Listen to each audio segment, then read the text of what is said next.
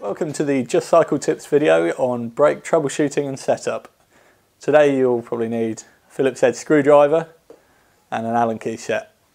The first problem that you might be facing is your brakes might be rubbing on one side like they are on this wheel. You see they're rubbing on this side, and that's actually a really simple adjustment.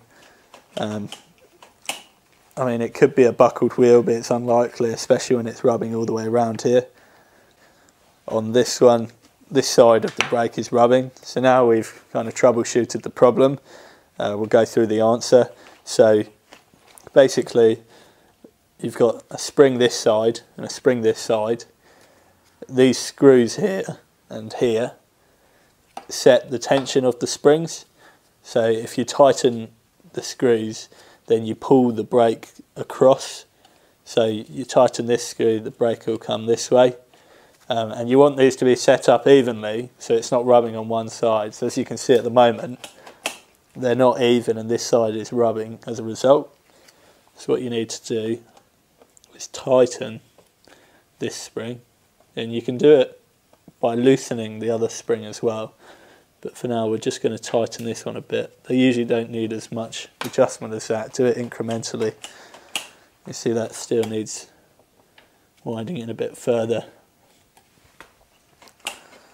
Now we're on fairly even pull. Just going to check if it's rubbing. The wheel's slightly buckled, but that's not rubbing at the moment. So that's about right.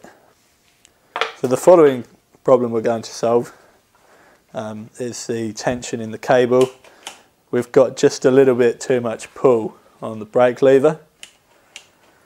So because this one's nearly there, what we can do is just use the barrel adjuster located on the brake lever, and we're just winding that outwards to get a bit more cable tension.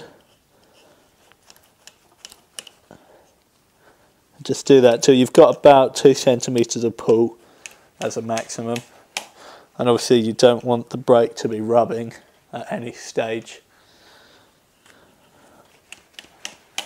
So now I've got the cable tension roughly where I want it. Just going to check the wheel's not rubbing, and it is on this side again. So we're just going to tighten this spring again to bring the brake over. And now it's not rubbing and we've got good pull. And that's the main things you're looking out for with your brake. Other things, you can just make sure everything's done up tightly. Things do vibrate loose, especially on a mountain bike. And there we have it. That's how to correctly set up your rear brake.